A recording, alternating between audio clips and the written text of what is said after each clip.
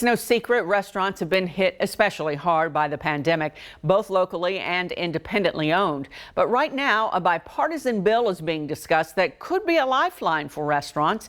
And local chef Weta Michael is pleading for support. LEX 18's Claire Crouch has more in this edition of the Rebound Kentucky. It's hard to live in central Kentucky and not know the name or maybe the food of Weta Michael. And extra cheese sauce on the side. Her 8 restaurants are scattered around the bluegrass, boasting fresh local ingredients and dishes that play to Kentucky's heritage. Now, she's asking you to imagine all of them shutting down for good. Culture created in an independent restaurant is the culture of central Kentucky. Due to the pandemic, restaurants, including Michael's, are losing money every single day. Michael says she's been lucky. She did get some PPP money and a small business loan, but many other independently owned places did not.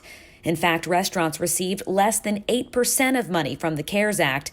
Much of that went to large chains. Family-owned restaurants take great care of their employees, and they're great places to work, but they're very vulnerable because they don't have the big, corporate ownership that can sustain them through down times. Michael says due to the pandemic, 85% of restaurants like hers are at risk of closing permanently.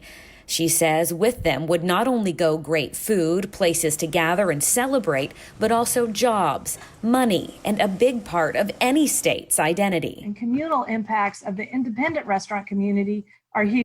They're huge for our nonprofit organizations. They're huge for our food justice and food access organizations. In 2019, the food service industry accounted for 10% of all employment in Kentucky. In 2018, an estimated $8.5 billion in food service industry sales were made in Kentucky. And this year, since March, the leisure and hospitality industry has accounted for over 20% of jobs lost in the Commonwealth. And Michael says it doesn't stop there. So we're the largest employer of single moms, the largest employer of minorities, of the largest employer of youth, and we're an accessible form of employment that folks can get that part-time job to make ends meet. So to keep all of these people, which would equate to 11 million people nationwide, Michael, along with the Independent Restaurant Coalition, is pushing people to contact their lawmakers, like Mitch McConnell, to support the Restaurants Act, a $120 billion stabilization fund for smaller independent restaurants that has bipartisan support. So that Senator McConnell and his staff know that we really support this in Kentucky. This is important for Kentucky restaurants as well, not just big city restaurants, but here at home.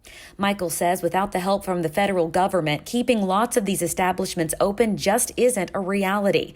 She says at her restaurant, she's been telling her employees that they will come out of this better.